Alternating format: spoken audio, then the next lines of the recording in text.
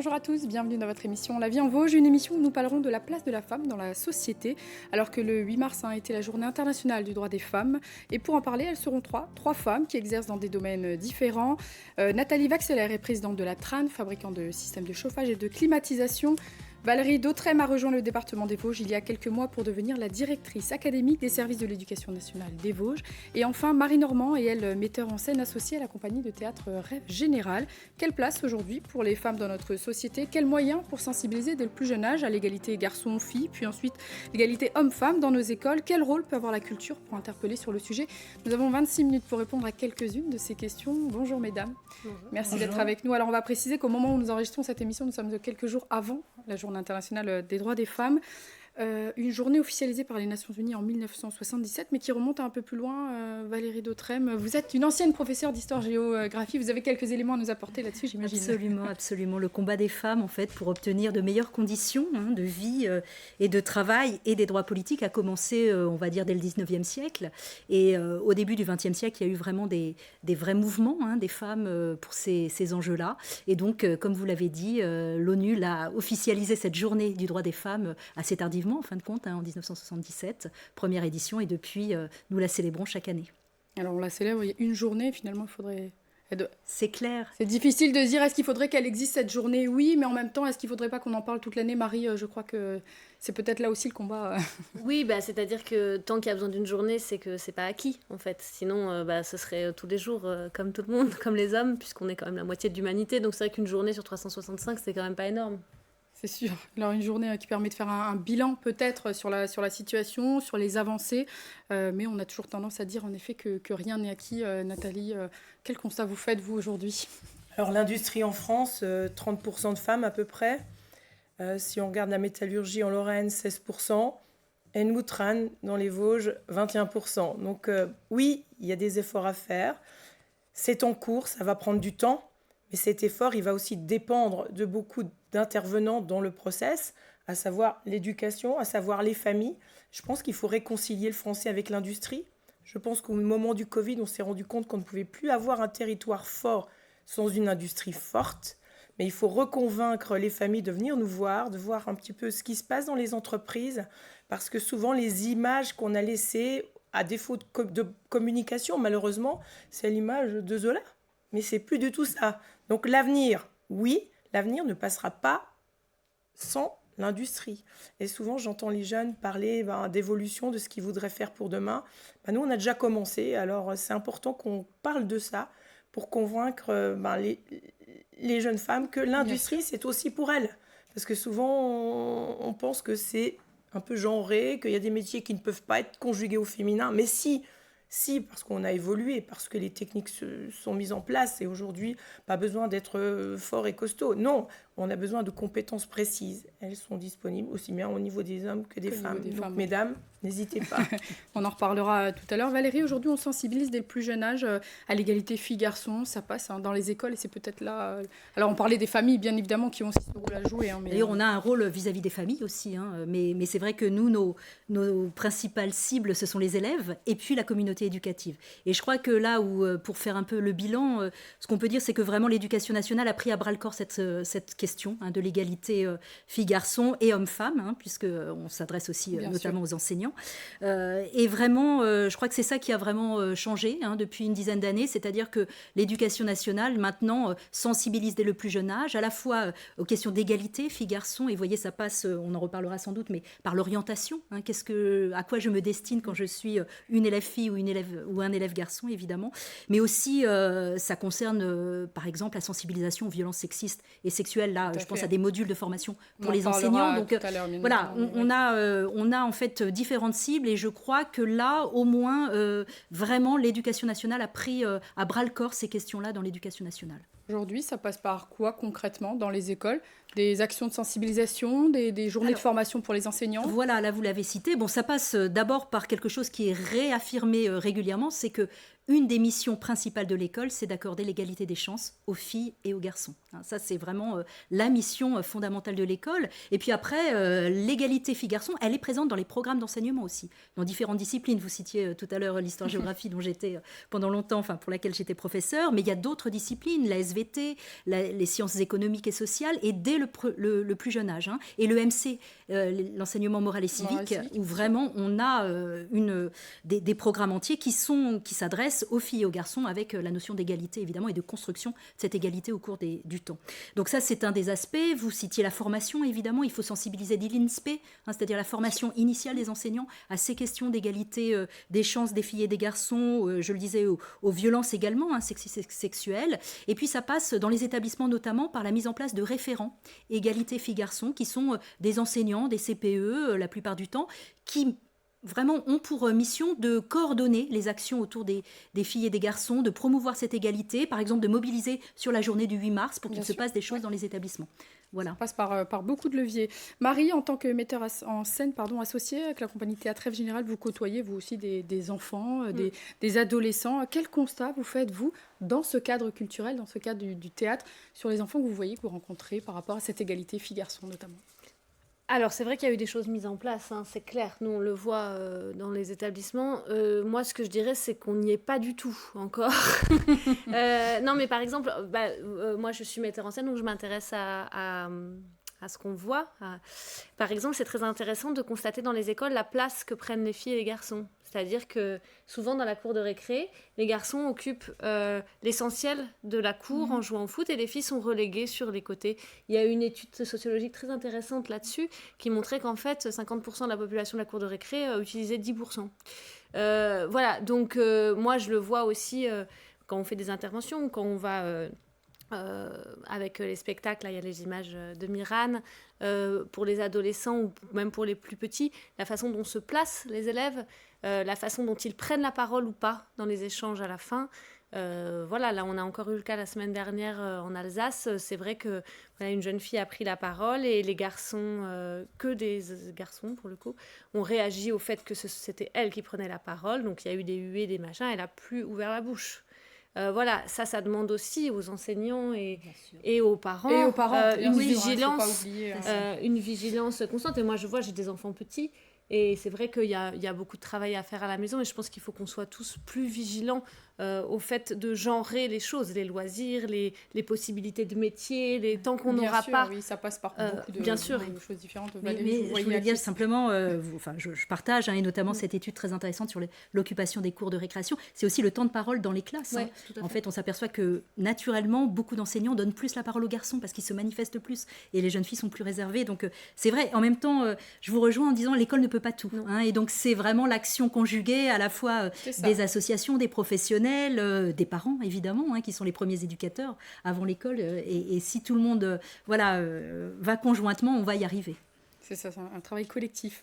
Dans le secteur culturel, on sait que c'est un secteur qui peut aider, parce qu'on transmet beaucoup de choses aussi par le théâtre, par le cinéma, par plein de choses.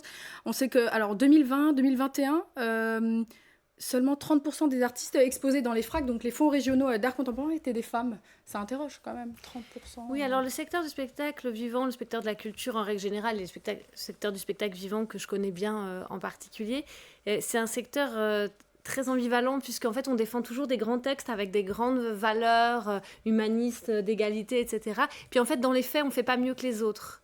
Donc, et encore, c'est quelque chose peut-être d'encore plus violent de s'adresser à des gens qui, évidemment, sur scène, promeuvent l'égalité, et puis qui, en fait, dans leur maison, dans leur théâtre, ne font pas mieux ou pire. Donc, voilà, je pense qu'entre ce qui est affiché et ce qui est vraiment la réalité, je crois qu'il y a encore un fossé. Après, c'est sûr que nous, on est dans un secteur où il y a des choses qui ont bougé, c'est clair, et qui continuent à bouger. Mais par exemple, sur les postes de direction, où effectivement, ce que vous disiez sur les artistes exposés, les femmes sont encore largement sous-représentées, alors qu'elles sont surreprésentées dans, par exemple, les postulants au concours, ou par exemple le Conservatoire national supérieur de Paris, pour être comédien, à l'époque où moi j'avais l'âge de passer le concours, il y avait, je crois, 850 filles pour 300 garçons. Et à la fin, il y avait 15 filles et 15 garçons.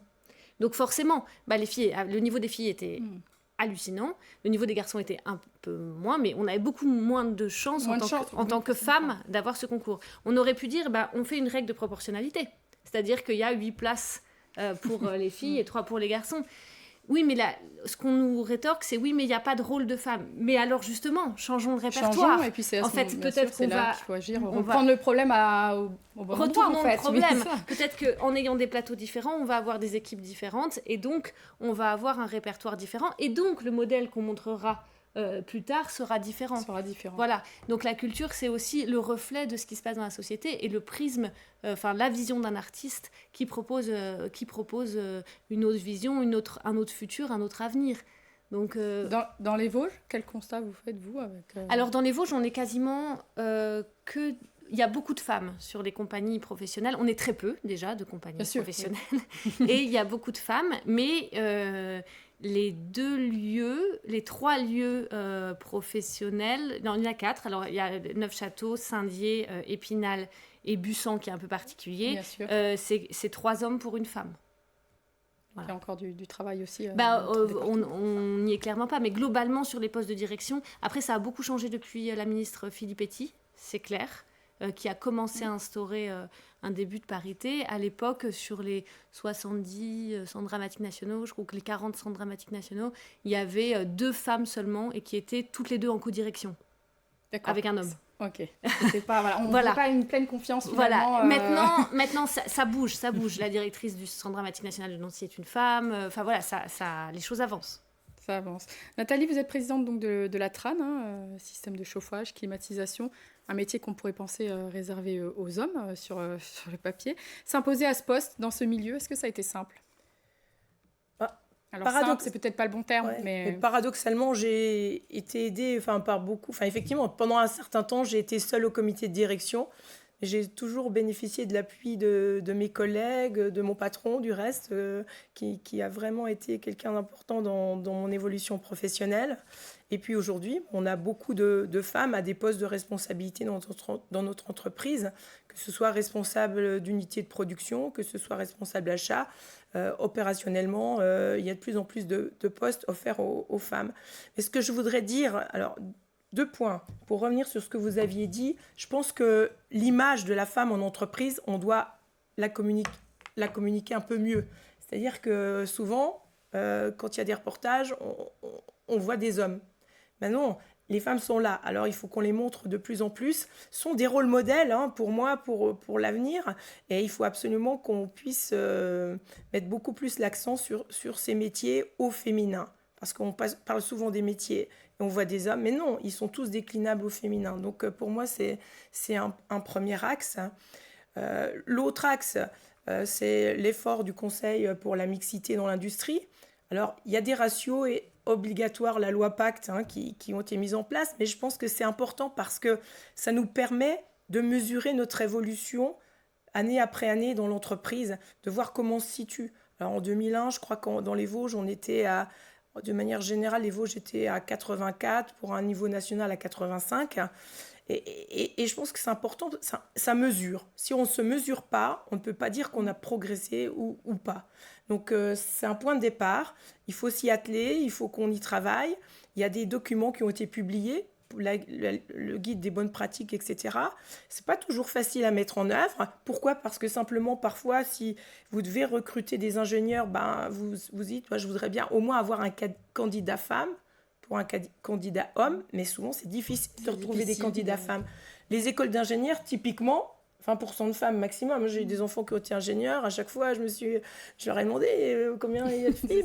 Effectivement, à part dans l'agroalimentaire où il y a un peu plus de femmes représentées. Mais c'est vrai que souvent, c'est très compliqué. Alors pour nous, entreprises, encore plus. Bien Parce sûr. Parce que si on veut avoir des équipes mixtes, c'est difficile de trouver des femmes. S'il y a pas de... Et malgré tout, on sait que les équipes mixtes sont plus efficaces. Donc, si on veut avancer plus vite, il faut des équipes mixtes. Donc, c'est très difficile à notre niveau. C'est pour ça que communiquer, avancer, progresser. Et puis s'il y a des bonnes pratiques, pourquoi pas les dupliquer ? On n'est pas obligé de réinventer tout à chaque fois. Oui, Donc, utiliser peut-être qui se fait. Mais aidez-nous aussi, hein. Montrer plus de femmes, hein, pas seulement la journée. Je sais qu'il y a une journée dédiée à ça, mais on devrait en fait les voir plus souvent.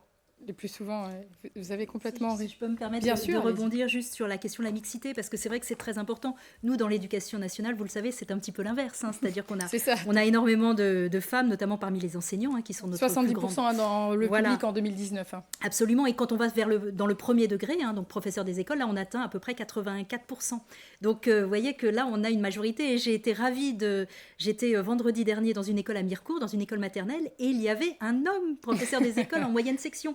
Et je peux vous dire que ça aussi, à l'inverse, hein, c'est Bien rare. sûr. Vous disiez tous les métiers sont déclinables. On peut être professeur des écoles en maternelle et être très heureux et être un homme et être très heureux d'y être. Et donc là, je crois que vous avez raison. C'est la mixité en fait qui fait qu'on réussit, etc. Sûr, avec quand même des femmes au métier de responsabilité. Hein, et là, je rebondis sur Marie. C'est très important, évidemment. Justement, les postes à responsabilité, les DAZEN, combien vous êtes Écoutez, sur l'Académie de Nancy-Metz, nous sommes 4 directeurs et directrices, et je suis la seule femme. Hein. Bon, mais jusqu'à il y a quelques mois, il n'y avait que des hommes. Donc, ça progresse finalement. Ça progresse. C'est vrai qu'il y a eu une politique très volontariste de l'éducation nationale pour ramener un certain équilibre, notamment les postes de recteurs et rectrices. Hein. On a beaucoup plus de rectrices aujourd'hui qu'auparavant, beaucoup plus de directrices académiques. Donc tout ça, ça progresse. On est passif vraiment d'une vingtaine de pourcents à aujourd'hui 40%. Donc voilà, on rattrape, même si au point de départ, on est beaucoup plus de femmes dans l'éducation nationale. Nathalie, la part femmes-hommes dans votre entreprise à la TRAN ? 21%. 21% de femmes aujourd'hui. Sur les 2 sites, ouais. Avec une évolution sur les dernières années que vous constatez ou... Ah oui. Et je suis très fière parce que maintenant on a beaucoup de femmes sur nos lignes de production. Alors je trouve ça remarquable. Je trouve ça génial. Elles soudent, elles brasent, elles assemblent. Et encore une fois, c'est vraiment le témoignage que tout peut être réalisé par une femme aujourd'hui. Parce que le dimensionnement des entreprises, les outils de production ne sont plus du tout les mêmes que ceux qu'on avait auparavant. Et en plus, elles ont des compétences différentes et dont on a besoin absolument. Donc, une manière de travailler différente aussi. Oui. Bien sûr, Ils sont plus pointus sur un certain nombre de choses, donc ça peut que nous aider sur certains points particuliers dans l'entreprise. Donc aujourd'hui, oui, il nous faut de plus en plus de femmes et on parle de difficultés de recrutement. Mais 50% des compétences sont des femmes, donc on en a besoin. Quand on dit qu'il y a plusieurs centaines de milliers de postes ouverts dans l'industrie en France, oui, les femmes sont notre atout pour demain, hein, clairement. Alors on va poursuivre nos échanges dans un instant, mais juste avant, je vous propose un petit retour en arrière. Un an, hein, c'était l'année dernière. On faisait le point justement sur cette égalité homme-femme dans le monde professionnel. On regarde le reportage et on en reparle juste après. Mon premier modèle, c'est la Marguerite, qui a une découpe tout à fait singulière. Et donc avec de la mousse comme ça, elle est très très confortable. Formée auprès des compagnons du devoir, Pauline exerce depuis quelques semaines seulement un métier dont le nom n'existe pas. Si le mot bottier est bien dans le dictionnaire, son pendant féminin n'y figure pas. Mais de toute façon, qu'on l'appelle bottière, artisane bottier ou encore fabricante de chaussures artisanales, cela lui importe peu, même si elle admet avoir dû surmonter quelques obstacles de genre. C'est vrai que tout le travail de pied, donc vraiment le travail de montage, etc., il y a des parties qui sont encore extrêmement, on va dire, majoritairement masculines. Donc c'est vraiment des hommes qui sont dans ce métier-là. Et c'est vrai que quand une femme, en tout cas j'avais des collègues qui voulaient devenir monteuses et qui voulaient vraiment accéder à ces métiers-là, c'était un peu, voilà, c'était plus compliqué. On sentait bien que c'était encore le monopole des hommes.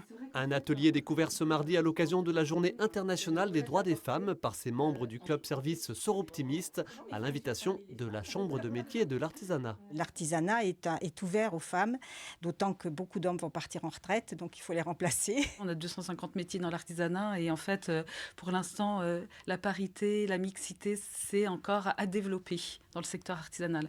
Il y a une femme sur 4 chefs d'entreprise artisanale. Des ambitions et des inégalités aussi évoquées en début de journée en préfecture, où une quinzaine de femmes avaient été conviées à témoigner, chacune dans des secteurs d'activité bien distincts. Ce qu'on observait dans la fonction publique ces derniers temps, c'était des femmes plus nombreuses dans les fonctions d'exécution. Et les hommes, eux, étaient plus nombreux sur des fonctions à responsabilité. La tendance s'inverse et en tout cas, la situation se stabilise et donc l'égalité salariale devient réelle dans la fonction publique. Vous étiez présente, Nathalie, il y a Oui, un an. tout à fait. Qu'est-ce qui a changé? Qu'est-ce qui a évolué depuis?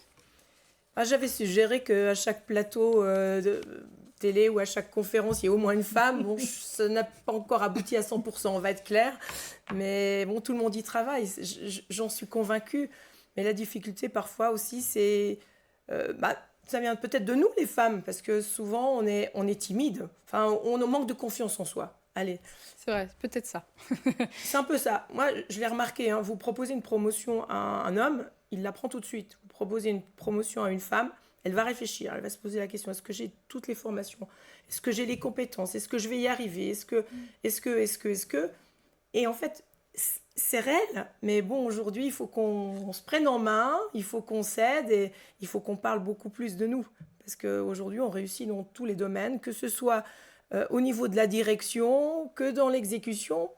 Et il faut le reconnaître, il faut qu'on le fasse savoir un peu plus. Mais c'est un travail de longue haleine. De longue haleine. Alors, ce qui a changé, c'est que nous avons une préfète depuis ce Exactement, reportage. J'allais dire, voilà, Madame Martinez, maintenant, exécutive. voilà, une chef, une préfète. Voilà, c'est ça. Donc ça évolue aussi à ce niveau-là, mais on parlait de préjugés tout à l'heure. On le voit avec la Bottière, justement, dans le reportage, qui dit qu'elle a dû faire face aussi à certains préjugés. Il y a des métiers où on pense que... finalement, ce que vous disiez, on ne peut pas y arriver, on ne peut pas y accéder, alors que voilà, on voit au quotidien, je pense, il y a beaucoup de femmes qui montrent qu'on peut réussir dans tous les métiers. Marie, la culture, est-ce que c'est un bon levier justement pour lever ces préjugés, un bon moyen pour sensibiliser par des pièces de théâtre? Vous l'avez fait notamment sur la thématique de l'exil, sensibiliser à ce niveau-là, ça peut être... Oui, c'est sûr, on avait effectivement aussi un spectacle qui s'appelait Les Préjugés, qui parlait justement de ce qu'on attendait d'une fille ou de ce qu'on attendait d'un garçon en fonction du genre à l'adolescence.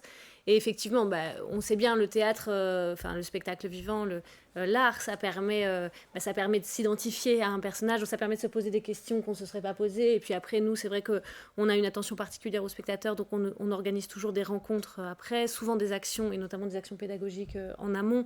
Donc effectivement, c'est un levier de libération et de la pensée et de la parole. C'est aussi pour ça qu'on fait le théâtre. Il nous reste peu de temps, mesdames. On va donc pas faire de quiz, je m'excuse auprès des téléspectateurs, mais on va aborder un sujet qui cesse de prendre aussi de l'ampleur, malheureusement. Vous en parlez tout à l'heure, Valérie, les violences faites aux femmes, le sexisme, que ce soit dans le milieu personnel, le milieu professionnel, le monde sportif aussi, on en entend beaucoup parler ces derniers temps. Et ça passe aussi, cette journée des droits des femmes, par une sensibilisation aussi à ce niveau-là. Je crois que vous aviez aussi inauguré il y a quelques jours une borne sur les violences, interactive très intéressante, justement à destination des jeunes sportifs, en fin de compte en club.